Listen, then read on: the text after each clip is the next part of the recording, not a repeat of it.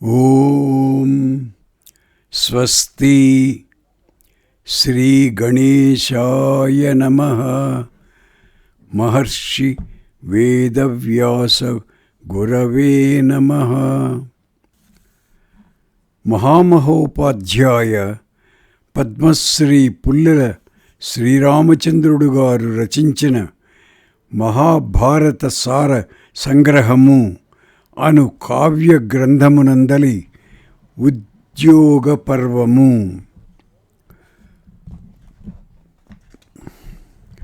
సంజయుడు కురురాజ సభలో ప్రవేశించుట. ఆ రాత్రి ధృతరాష్ట్రునికి విదుర సనత్ సజాతులతో సంభాషణలతో గడిచిపోయింది. మరునాడు రాజులందరూ సంజయుడు తీసుకుని వచ్చిన పాండవ సందేశం వినడానికై ఉత్సుకతతో వచ్చి సభలో కూర్చున్నారు. కౌరవ ముఖ్యులందరూ వచ్చి ఉన్నారు. ఇంతలో సంజయుడు సభలో ప్రవేశించాడు. అతడు భీష్మాదులందరికీ అభివాదనం చేసి వాళ్లకు పాండవుల క్షేమవార్త తెలిపాడు. సంజయ, అర్జునుడు నీ మాటలు విని ఏమన్నాడు అని ధృతరాష్ట్రుడు అతనిని అడిగాడు. అర్జునుడు కురువృద్ధులందరికీ నమస్కరించి చెప్పిన మాటలన్నీ సంజయుడు యథాతథంగా సవిస్తరంగా దుర్యోధనాదులకు చెప్పాడు. అర్జునుడు తమ విషయంలో కౌరవులు చేసిన దుష్కృత్యాలు, అపకారాలు ఉగ్గడించి రాబోయే యుద్ధంలో తాను తన సోదరులు శ్రీకృష్ణ సహాయంతో ఏ విధంగా కౌరవులను సర్వనాశనం చేయనున్నారో మీకు చెప్పమన్నాడు అని కూడా వాళ్లకు సంజయుడు నివేదించాడు. సంజయుడు చెప్పిన మాటలు విని భీష్ముడు నరనారాయణుల మహాత్మ్యాన్ని వర్ణిస్తూ ఇలా చెప్పాడు. పూర్వం ఒకనాడు ఇంద్రాది దేవతలు, ఋషులు, గంధర్వులు బ్రహ్మదేవుని సభలో ఆయనను సవినయంగా సేవిస్తూ ఉపవిష్టులై ఉండగా పురాణ ఋషులైన నరనారాయణులు తమ తేజస్సుతో ఆ ప్రదేశాన్నంతటినీ దేదీప్యమానంగా వెలుగొందేటట్లు చేస్తూ అక్కడనున్న వాళ్ళ తేజస్సులను కూడా అపహరిస్తున్నారా అన్నట్లు ప్రకాశిస్తూ అక్కడికి వచ్చి వెళ్ళిపోయారు. ఈ మహాపురుషులు ఎవరు? ఇచటికి వచ్చి నీకు అభివాదనం కూడా చేయకుండా వెళ్ళిపోతున్నారు అని బృహస్పతి బ్రహ్మదేవుణ్ణి ప్రశ్నించాడు. అప్పుడు బ్రహ్మదేవుడు తమ తేజస్సుతో భూనభోంతరాళాలను ప్రకాశింప చేస్తున్న వీరిద్దరూ నరనారాయణులు. అసురులను నశింపజేయడానికై మహాతపస్సంపన్నులైన వీరిద్దరూ 2 రూపాలలో సంచరిస్తున్నారు అని చెప్పాడు. ఆ మాటలు విని ఇంద్రుడు వారిద్దరూ తపస్సు చేస్తున్న ఆశ్రమానికి దేవతలందరితో కలిసి వెళ్ళి మాకు సహాయం చేయవలెనని ప్రార్థించారు. వారిద్దరూ అంగీకరించారు. ఆ నరనారాయణులే ఇప్పుడు అర్జున వాసుదేవులుగా జన్మించారు. అర్జునుడు ఎందరినో ఇంద్రుని శత్రువులను సంహరించాడు. వాసుదేవుడు ఏ విధంగా దుష్ట సంహారం చేసి ఉన్నాడో అందరికీ తెలిసినదే కదా. ఒకే సత్వం వస్తువు రెండుగా విభక్తమైన నరనారాయణ రూపంతో దుష్ట శిక్షణ శిష్ట రక్షణ చేస్తూ ఉంటుంది. ఈ విషయం నారదుడు పూర్వం నాకు చెప్పి ఉన్నాడు. ఏష నారాయణః కృష్ణః ఫాల్గునశ్చ నరః స్మృతః నారాయణో నరశ్చైవ సత్వమేకం ద్విధా కృతం. ఉద్యోగ పర్వము 49:20. దుర్యోధన శంఖ చక్ర గదాహస్తుడైన కృష్ణుడు ఆయుధాలు పైకి తీస్తున్న అర్జునుడు ఒకే రథం మీద ఉండగా చూచినప్పుడు నీకు నా మాటలు గుర్తుకు వస్తాయి. నీ బుద్ధి ధర్మార్థాల నుండి దూరం అయిపోయింది. నీవు కేవలం దుర్బుద్ధులైన కర్ణ, శకుని, దుశ్శాసనుల ఆలోచనల ప్రకారమే నడుస్తున్నావు. కౌరవుల సర్వవినాశం దగ్గర పడింది. ఆ మాటలు విన్న కర్ణుడు, పితామహ, వృద్ధుడవైన నీవిలా మాట్లాడకూడదు. నేను చేసిన తప్పు పని ఏమీ లేదు. రాజధర్మాన్ని అనుసరించి అన్ని విధాల ధృతరాష్ట్రునికి క్షేమం చేకూర్చాలని ప్రయత్నిస్తున్నాను. పాండవులనందరినీ సంహరిస్తాను అన్నాడు. భీష్ముడు, ధృతరాష్ట్ర, ఈ కర్ణుడు పాండవులనందరినీ సంహరిస్తాను అంటూ మాటి మాటికి బడాయి చెప్పుకుంటూ ఉంటాడు. వీని మాటలు నమ్మి నీ పుత్రుడు పాండవులను తేలికగా చూస్తున్నాడు. పాండవులలో ఒక్కొక్కడు ఒక్కొక్క అద్భుతమైన కార్యం చేశారు. అలాంటిదేదైనా ఈ కర్ణుడు చేశాడా? విరాట నగరంలో తన సోదరుడైన వికర్ణుణ్ణి అర్జునుడు చంపినప్పుడు ఇతడు ఏమి చేయగలిగాడు? ఘోషయాత్రలో గంధర్వులు నీ కుమారుణ్ణి బంధించి తీసుకొని పోతున్నప్పుడు ఏం చేశాడు?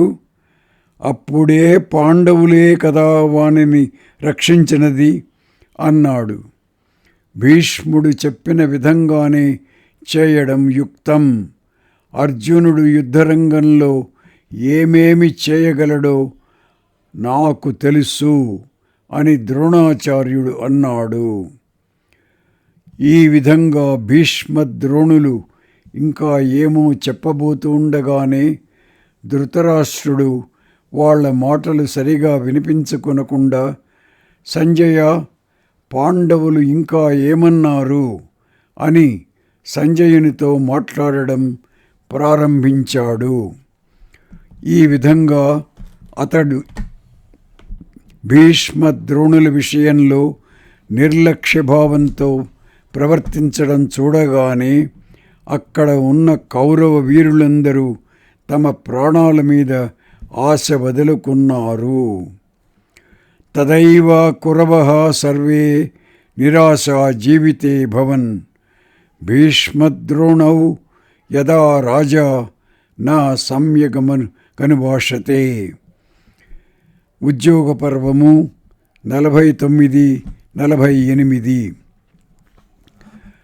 అతని సంజయ, మనకున్న సైన్య బలాలన్నింటినీ విని యుధిష్ఠిరుడు ఏమంటున్నాడు? అతని సోదరులు, పుత్రులు యుద్ధం చేద్దామంటున్నారా, శమం కోరుతున్నారా? అతనికి ఏ రాజులు సహాయులుగా వచ్చారు అని ప్రశ్నించాడు ధృతరాష్ట్రుడు. సంజయుడు, మహారాజా, మిత్రరాజులే కాదు, ఆ బాలగోపాలం అందరూ కూడా యుధిష్ఠిరుణ్ణి ప్రశంసిస్తున్నారు. వీధులలో ఆడుకునే అన్ని వర్ణాల వాళ్ళ ఆడపిల్లలు కూడా యుద్ధానికి సన్నద్ధుడవుతున్న యుధిష్ఠిరుణ్ణి చూడాలని వేడుకతో వస్తున్నారు. ఆ గోపాలా విపాలాశ్చ నందమానా యుధిష్ఠిరం పంచాలా కేకయా మత్స్యా ప్రతినందంతి పాండవం. బ్రాహ్మణ్యో రాజపుత్రస్య విషాం దుహితరస్య క్రీడన్యోభి సమాయాంతి పార్థం సంసద్ధమీక్షుతం. ఉద్యోగ పర్వము 57:8. ఇలా ఇంకా ఏదో చెప్పబోతూనే సంజయుడు ఏదో ఆలోచిస్తున్నట్లు మాట్లాడకుండా ఉండిపోయాడు. అది గమనించిన విదురుడు ఇతడు మూర్ఛ చెందాడు, కొంచెం స్పృహ తప్పినట్లున్నాడు అన్నాడు. బహుశా పాండవుల యుద్ధ ప్రయత్నాలన్నీ మనస్సులో మెదిలి ఇతడు ఇలా అయిపోయి ఉంటాడు అన్నాడు ధృతరాష్ట్రుడు. ఇంతలో సంజయుడు కోలుకొని ఇలా చెప్పాడు. రాజా, భీమార్జునులు, నకుల సహదేవులు భీష్ముణ్ణి వధించడానికై తపస్సు చేసి ద్రుపదుని పుత్రికగా జన్మించి కారణవశం చేత పురుషుడైన శిఖండి, పాండవుల ఇతర మిత్రరాజులందరూ కూడా యుధిష్ఠిరుడు ఎప్పుడు అంటే అప్పుడు ముందుకు దూకడానికి సిద్ధంగా ఉన్నారు. వీళ్ళందరూ మీ వాళ్లను యుద్ధరంగంలో కలుస్తారు. భీమార్జునుల పేర్లు వినగానే ధృతరాష్ట్రుని మనస్సు చాలా కలత చెందింది.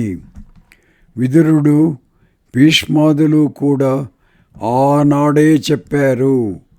నేను ఐశ్వర్య లోభం చేత ఆ మాటలు వినలేదు. కౌరవుల వినాశం తప్పదు అనిపిస్తున్నది అంటూ వాపోయాడు. అంత మహాబలవంతులైన పాండవులతో యుద్ధం చేయకుండా ఉండడమే మంచిది.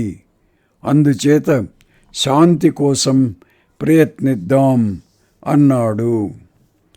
ఇదే సమయం అనుకొని సంజయుడు ధృతరాష్ట్రుణ్ణి ఇంకా దెప్పి పొడవడం ప్రారంభించాడు. మహారాజా, నువ్వు చెప్పినట్లు గాంధీవం ద్వారా క్షత్రియ జాతి వినాశం తప్పదనిపిస్తున్నది. నువ్వింత బుద్ధిమంతుడవై ఉండి, అర్జునుని ప్రభావం తెలిసినవాడవై ఉండి నీ పుత్రునికి లొంగిపోతున్నావంటే నాకేమీ అర్థం కావడం లేదు. తండ్రి వలె ఆదరించవలసిన నువ్వే పాండవులను ఈ విధంగా మోసం చేశావు. ఆనాడు జూదం ఆడేటప్పుడు యుధిష్ఠిరుడు ఇది ఓడిపోయాడు, అది ఓడిపోయాడు అని అంటూ మీ వాళ్ళు అంటుంటే చిన్న పిల్లవాడు వలె మురిసిపోయావు. ఇదం జితమిదం లబ్ధమితి శ్రుత్వా పరాజితాన్ ద్యూతకాలే మహారాజ స్మయసే స్మా కుమారవత్. ఉద్యోగ పర్వము 54:5. మన వాళ్ళు రాజ్యమంతా జయించారని సంతోషించావు, కానీ ఎంత అధపాతాళంలోనికి పడవలసి వస్తుందో గుర్తించలేదు. వీరులైన ఆ పాండవులు తమ బాహువీర్యం చేత భూమండలాన్నంతని జయించి నీకప్పగిస్తే అదంతా నువ్వే జయించాననుకున్నావు. బాహువీర్యార్జిత భూమిస్తవ పార్థైర్నివేదిత మయేదం కృతమిచ్చేన మన్యసే రాజసత్తమా. మత్స్య పంచాల కేకయ శాల్వ శూరసేన దేశాల రాజులు నీవంటే ఏమీ లెక్క చేయక పాండవుల పక్షాన ఉన్నారు. భీమార్జునులు దుర్యోధనుని సైన్యాన్ని వాని మిత్రరాజులను నశింపజేయడం తప్పదు. జూతకాలంలో నేను విదురుడు నీకు చెప్పాం. ఇప్పుడు ఇలా విలపించి ప్రయోజనం లేదు. అప్పుడు దుర్యోధనుడు తండ్రితో, మహారాజా, మనం చాలా బలంగా ఉన్నాం. మన పక్షాన ఎంతమంది మహావీరులున్నారో నీకు తెలుసు కదా. నీవేమీ భయపడవలసిన పని లేదు. మన సైన్య బలానికి వాళ్ళ సైన్య బలానికి పోలికే లేదు. అందుచేతనే కదా ముందు ఇంద్రప్రస్థం కావాలన్న యుధిష్ఠిరుడు ఇప్పుడు నాకు భయపడి 5 గ్రామాలిస్తే చాలు అంటున్నాడు. యుధిష్ఠిరః పురం హిత్వా 5 గ్రామాన్ న యాచతి భీతో హి మామకాత్ సైన్యాత్ ప్రభావాచ్చైవ మే విభో. ఉద్యోగ పర్వము 55:30. గదాయుద్ధంలో దుర్యోధనునితో సమానుడు లేడని నాకు గదాయుద్ధ గురువైన సంకర్షణుడు యోగ్యతాపత్రం ఇచ్చాడు. గదాయుద్ధంలో భీముడు ఎప్పుడు ఎదురవుతాడా అని చాలా ఉత్కంఠతో ఎదురు చూస్తున్నాను. భీముణ్ణి అనాయాసంగా ఓడిస్తాను. ఇక అర్జునుని విషయం, భీష్మ కర్ణాదులు అతని సంగతి చూచుకుంటారు. అందుచేత నీవేమాత్రము భయపడవలసిన పని లేదు. దుర్యోధనుడు తండ్రికి ఈ విధంగా ధైర్యం చెప్పి పాండవుల యుద్ధ ప్రయత్నాలు ఎలా జరుగుతున్నాయో, వాళ్ళ వాహనాదులు ఎలా ఉన్నాయో సవివరంగా చెప్పు అని సంజయుణ్ణి అడిగాడు. సంజయుడు అర్జునుని ధ్వజము, రథము, దాని ప్రభావము, దానికి కట్టిన అశ్వాలు మొదలైన విషయాలన్నీ వర్ణించి చెప్పి యుధిష్ఠిరాదుల రథాలను గూర్చి కూడా చెప్పాడు. సంజయుడు అర్జునుని ధ్వజము, రథము, దాని ప్రభావము, దానికి కట్టిన అశ్వాలు మొదలైన విషయాలన్నీ వర్ణించి చెప్పి యుధిష్ఠిరాదులు రథాలను గూర్చి కూడా చెప్పాడు. పాండవులకు సహాయం చేయడానికి ఏ రాజులు ఎంతెంత సైన్యంతో వచ్చారో కూడా సంజయుడు ధృతరాష్ట్రుడు అడుగగా వర్ణించి చెప్పాడు. అదంతా వినగానే ధృతరాష్ట్రుడు, అయితే నా పుత్రులందరి విషయంలోనూ ఆశ వదులుకోవలసిందే. ఆ పక్షంలో ఉన్నవాళ్లంతా అతిరథులు, మహారథులు కూడా. సంజయ, నేనెంత వద్దని మొరపెడుతున్నా నా దుష్పుత్రుడు వాళ్లతో యుద్ధం చేయడానికై సిద్ధపడుతున్నాడు. పాండవ పక్షం వాళ్ళు ఇంకా ఏమన్నారు, ఏమి చేస్తున్నారు అని ధృతరాష్ట్రుడు ప్రశ్నింపగా సంజయుడు, ధృష్టద్యుమ్నుడు కౌరవులనందరికీ నేనొక్కడనే చాలుదును అంటూ క్రోధావేశంతో అన్న మాటలు వర్ణించి చెప్పాడు.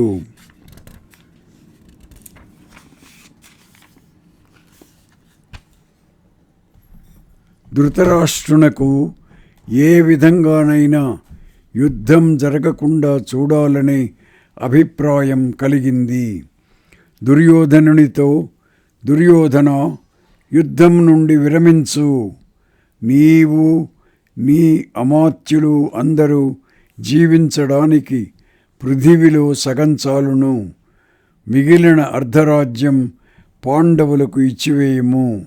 నాకు గాని భీష్మద్రోణాదులకు గాని యుద్ధం చేయడం ఇష్టం లేదు.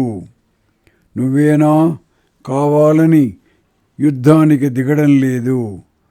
కర్ణుడు, దుశ్శాసనుడు, శకుని నిన్ను ఈ యుద్ధానికి ప్రేరేపిస్తున్నారు అన్నాడు.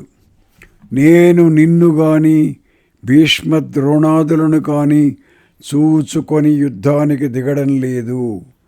నేను, కర్ణుడు, దుశ్శాసనుడు ముగ్గురము కలిసి పాండవులను సంహరిస్తాం. పాండవులను నశింపజేసి నేనైనా భూమండలాన్ని పాలించాలి, లేదా నన్ను వధించి పాండవులైనా పాలించాలి. రాజా, నా ప్రాణాలను, రాజ్యాన్ని, ధనాన్ని, సర్వస్వాన్ని విడిచిపెట్టనైనా విడిచిపెడతాను గాని పాండవులతో కలిసి ఎన్నడూ ఉండను. సూది మనమోపినంత ప్రదేశం కూడా పాండవులకు ఇవ్వను. యావద్ధి స్త్రీక్ష్ణాయ విద్యదగ్రేణ మారిష తావదప్య పరిత్యాజ్యం భూమిర్న పాండవాన్ ప్రతి. ఉద్యోగ పర్వము 58:18 అంటూ దుర్యోధనుడు తండ్రికి మొండిగా సమాధానం చెప్పాడు. ధృతరాష్ట్రుడు అక్కడ ఉన్న రాజులతో, దుర్యోధనుణ్ణి నేను విడిచివేశాను. వీనితో కలిసి యమలోకానికి వెళ్ళబోతున్న విమ్ములను గూర్చి నేను విచారిస్తున్నాను. భీమసేనుడు సైన్యంలో ప్రవేశించి సర్వనాశనం చేస్తున్నప్పుడు ఆ నా మాట నీకు గుర్తుకు వస్తుంది. కృష్ణార్జునుల మాటలు కూడా సంజయుడు యథాతథంగా ధృతరాష్ట్రునికి నివేదించి వాళ్ళు యుద్ధానికి సిద్ధంగా ఉన్నారు అని తెలిపాడు.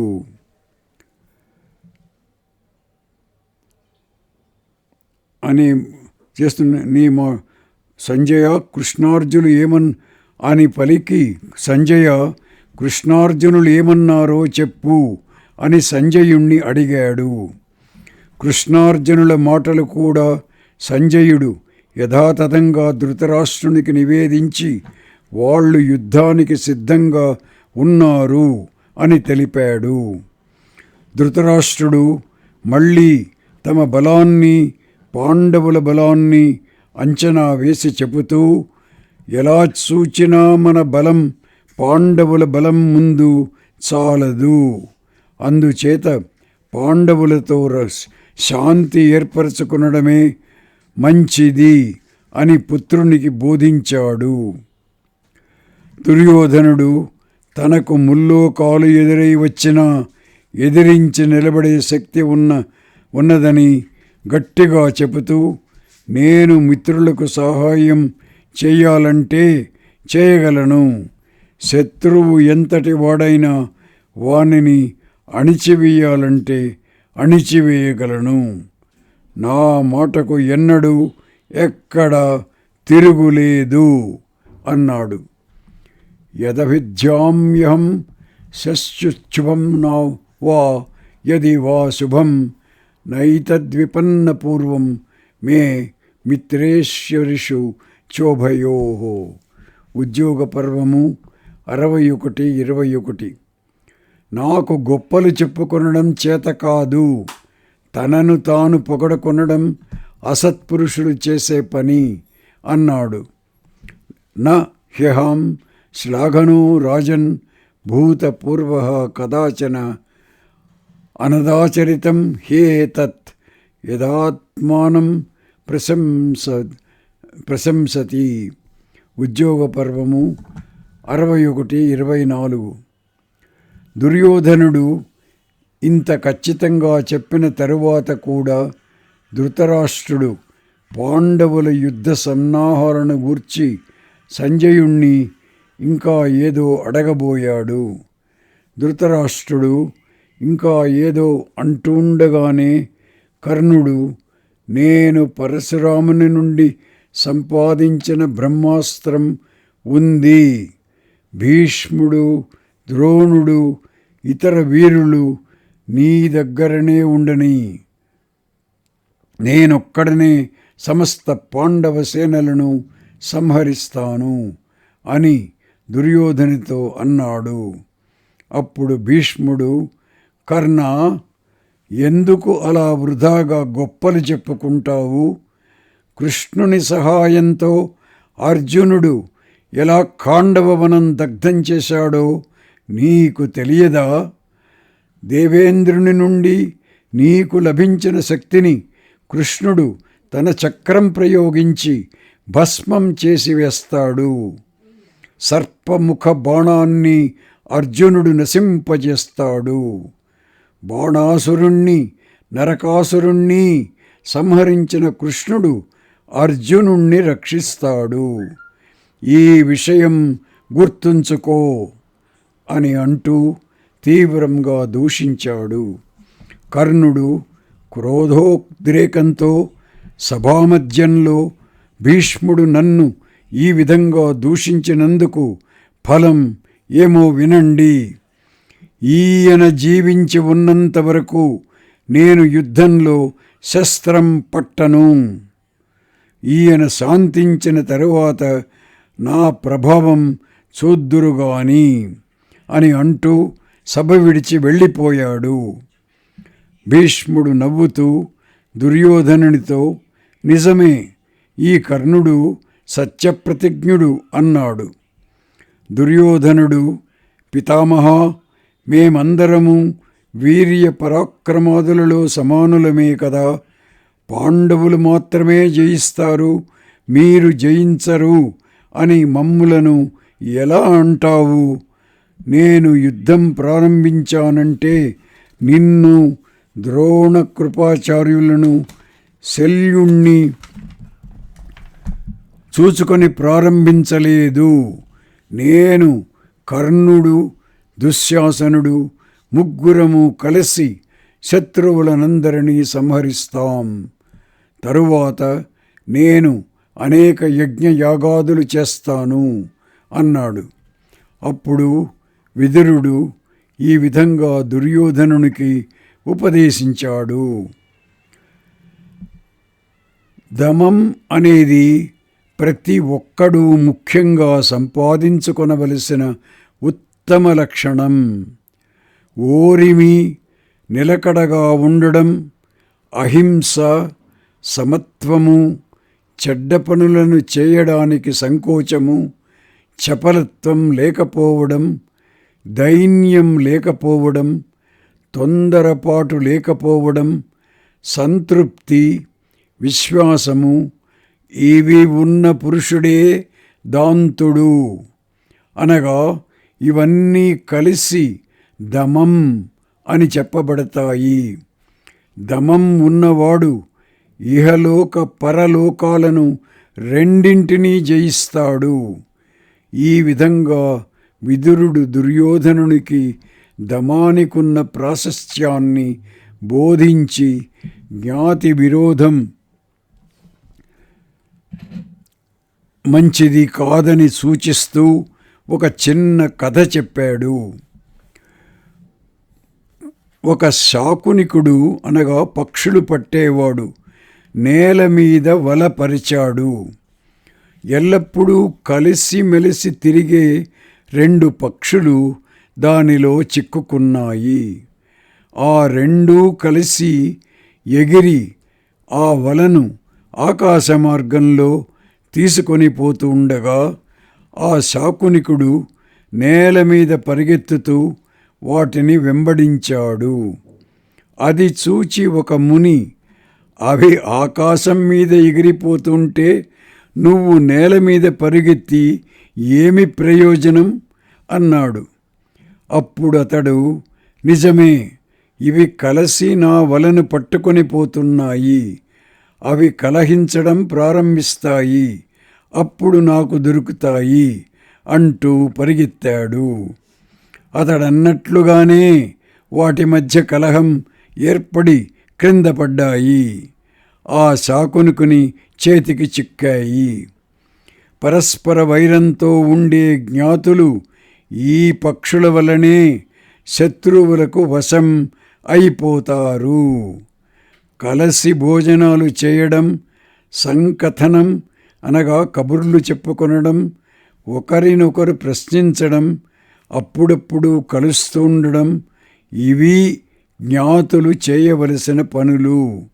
అంతేనే కానీ పోట్లాడుకొనడం కాదు. సంభోజనం సంకథనం సంప్రశ్నోథ సమాగమః ఏతాని జ్ఞాతి కార్యాణి నా విరోధః కదాచన. ఉద్యోగ పర్వము 64:11. నిప్పుతో ఉన్న కట్టెలు దూరంగా విడిపోతే పొగ మాత్రమే వస్తూ ఉంటాయి, దగ్గరగా ఉంటే ప్రజ్వలిస్తాయి. జ్ఞాతుల విషయం కూడా అంతే. ధూమాయంతే వ్యపేతాని జ్వలంతి సహితాని చ ధృతరాష్ట్రోల్ముఖానీవ జ్ఞాతయో భరతర్షభ. ఉద్యోగ పర్వము 64:14. మరొక కథ చెబుతున్నాను విను. మేం కొందరం కలిసి గంధమాదన పర్వతం మీదకు వెళ్ళాం. అక్కడ పెద్ద లోయ ప్రక్కనున్న చెట్టు మీద పెద్ద తేనె పట్టు విరేలాడుచున్నది.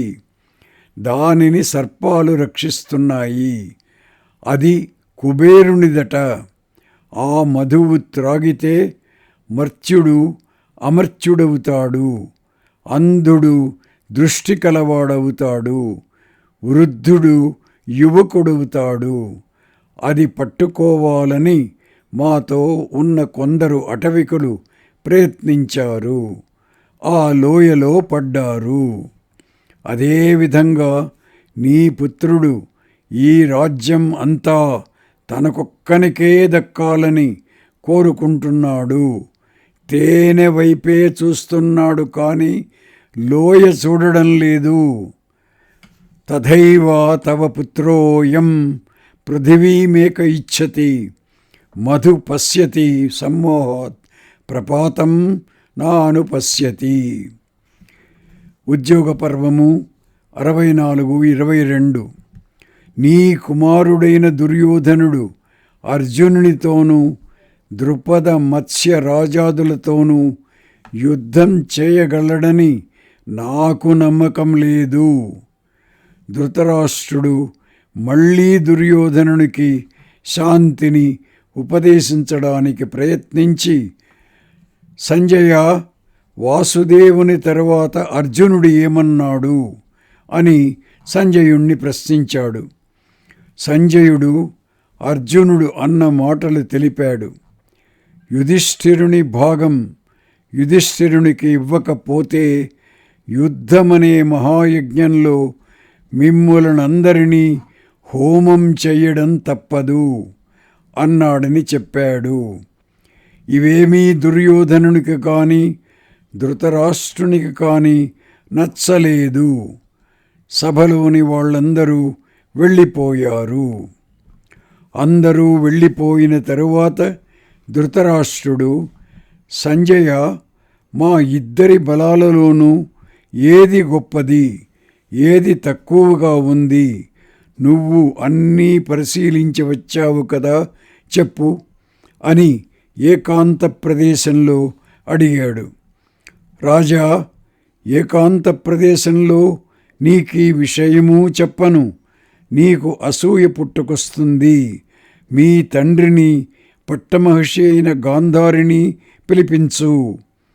ధర్మజ్ఞులైన వాళ్ళిద్దరూ నీ అసూయను పోగొడతారు అన్నాడు సంజయుడు. విదురుడు వ్యాసమహర్షిని, గాంధారిని తీసుకొని వచ్చాడు. సంజయ, కృష్ణార్జునుల విషయంలో ఇతడేదో అడుగుతున్నాడు కదా, అది చెప్పు అన్నాడు వ్యాసుడు. సంజయుడు ఇలా చెప్పాడు. ధనుర్ధరులైన అర్జున వాసుదేవులిద్దరూ కూడా పరమ పూజ్యులు. వీళ్ళు కర్మబంధం వల్ల పుట్టినవారు కాదు. వీళ్ళు సర్వ జగత్స్వరూపులు. వాసుదేవునికి బారెడు దూరంలో చక్రాయుధం ఎవరికీ కనపడకుండా తిరుగుతూ ఉంటుంది. మహాబలశాలి అయిన వాసుదేవుడు భయంకరుడైన నరకాసురుణ్ణి, శంబరాసురుణ్ణి, కంసుణ్ణి, శిశుపాలుణ్ణి ఆడుకుంటున్నట్లు చంపివేశాడు. ఆ పురుషోత్తముడు పృథివీ, అంతరిక్ష, జులోకాలను మనస్సు చేతనే తన వశం చేసుకొనగలడు. రాజా, పాండవుల సార అసారాలను నాకు చెప్పు అని మాటి మాటికి నన్ను అడుగుతున్నావు కదా. సంక్షిప్తంగా చెబుతాను విను. ఒక ప్రక్క జగత్తును, ఒక ప్రక్క జనార్దుణ్ణి నిలిపి చూస్తే సమస్తమైన జగత్తు కంటే కూడా కృష్ణుడు అధిక సారం కలవాడు. జనార్దనుడు ఈ జగత్తునంతని మనస్సు చేతని భస్మం చేయగలడు. ఈ జగత్తంతా కలిసిన అతనిని ఏమీ చేయజాలదు. ఎక్కడ సత్యం ఉంటుందో, ఎక్కడ ధర్మం ఉంటుందో, ఎక్కడ హ్రీ అనగా సిగ్గు ఉంటుందో, ఎక్కడ రుజుత్వం ఉంటుందో అక్కడ గోవిందుడుంటాడు. కృష్ణుడెక్కడుంటే అక్కడ జయం ఉంటుంది. యతః సత్యం యతో ధర్మో యతో హ్రీరార్జవం యతః తతో భవతి గోవిందో యతః కృష్ణస్తతో జయః. ఉద్యోగ పర్వము 68:9. జనార్దనుడు అన్ని లోకాలను ఆడిస్తూ ఉంటాడు. లోకాలను మోసం చేస్తున్నాడా అన్నట్లు అతడు పాండవుల చేత నియమాలు పాటింపచేసి అధర్మనిరతులైన నీ పుత్రులను దహించాలని కోరుతున్నాడు. భగవంతుడైన కేశవుడు తన యోగ మాయాజలం చేత కాలచక్రాన్ని, జగచ్చక్రాన్ని, యుగచక్రాన్ని ఎల్లప్పుడూ తిప్పుతూ ఉంటాడు. ఒక్క భగవంతుడైన జనార్దనుడే కాలాన్ని, మృత్యువును, స్థావర జంగమాలను తన అధీనంలో పెట్టుకొని ఉన్నాడు. నేను నిజం చెబుతున్నాను. మహాయోగి అయిన హరి ఈ విధంగా సమస్త జగత్తును తన వశంలో ఉంచుకున్నాడు కూడా. ఏవేవో కర్మలు అనగా పనులు చేస్తూనే ఉంటాడు. ఆ విధంగా మాయ చేత లోకాలను మోసం చేస్తూ ఉంటాడు. ఆయనని ఆశ్రయించిన వాళ్ళు మాత్రమే మోహ విముక్తులవుతారు. సంజయ, మాధవుణ్ణి గూర్చి నీకెంత తెలుసును కదా, నాకెందుకు తెలియడం లేదు అని ప్రశ్నించాడు ధృతరాష్ట్రుడు. రాజా విను, నీకు విద్య అనగా జ్ఞానం లేదు, నాకు ఉంది. విద్యాహీనుడై తమస్సులో పడి కొట్టుకుంటున్నవాడు కేశవుణ్ణి తెలుసుకొనలేడు. సంజయ, నువ్వు జనార్దనుని యథార్థ స్వరూపం తెలియడానికి నీలో ఉన్న నిత్యమైన భక్తి ఏది అని అడిగాడు ధృతరాష్ట్రుడు. రాజా, నేను మాయను, మాయా కల్పితమైన దారపుత్రాదికాన్ని సేవించను, వృధాగా ధర్మం ఆచరించను, ఈశ్వరార్పణ బుద్ధితోనే ధర్మం చేస్తాను. ఈ విధమైన భక్తి చేత శుద్ధాంతఃకరణునై శాస్త్రం ద్వారా కేశవుని తత్వం తెలుసుకుంటాను అని సంజయుడు అన్నాడు. ధృతరాష్ట్రుడు దుర్యోధనునితో, సంజయుడు మనకు ఆప్తుడు, హృషీకేశుణ్ణి శరణు పొందుము అన్నాడు. భగవంతుడైన దేవకీ పుత్రుడు, అర్జునునితో మైత్రిని చాటుకుంటూ లోకాలన్నింటినీ సంహరించిన నేనాతని శరణు వేడను అన్నాడు దుర్యోధనుడు. గాంధారి, చూడు, నీ కొడుకు ఏ విధంగా మంచి మాటలు వినకుండా ఎలా అడ్డదిడ్డంగా ప్రవర్తిస్తున్నాడో అన్నాడు ధృతరాష్ట్రుడు. గాంధారి పుత్రుని నిందిస్తూ, పెద్దల మాటలు వినని దుష్టాత్ముడా, ఐశ్వర్య కామంతో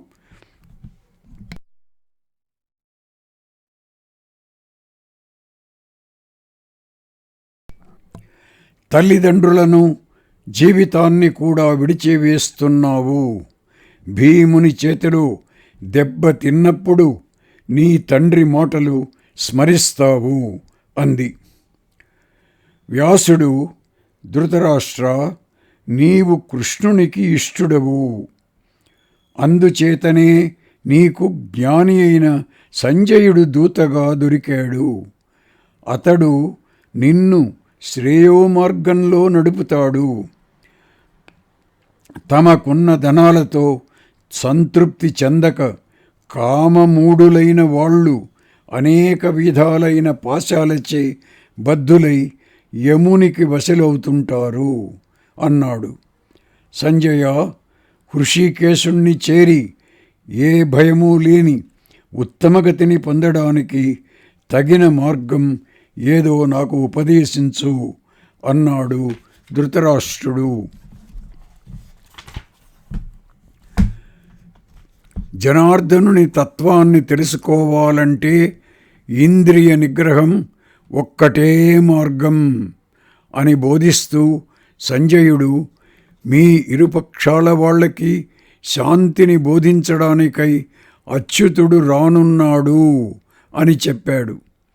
ఆ మాట వినగానే ధృతరాష్ట్రుడు, నేత్రాలున్న వాళ్ళు ఎంత అదృష్టవంతులో కదా, ఆ మహాపురుషుణ్ణి చూడగలుగుతారు. నేను ఆ ఉపేంద్రుణ్ణి శరణు పొందుతున్నాను. ఓం తత్సత్.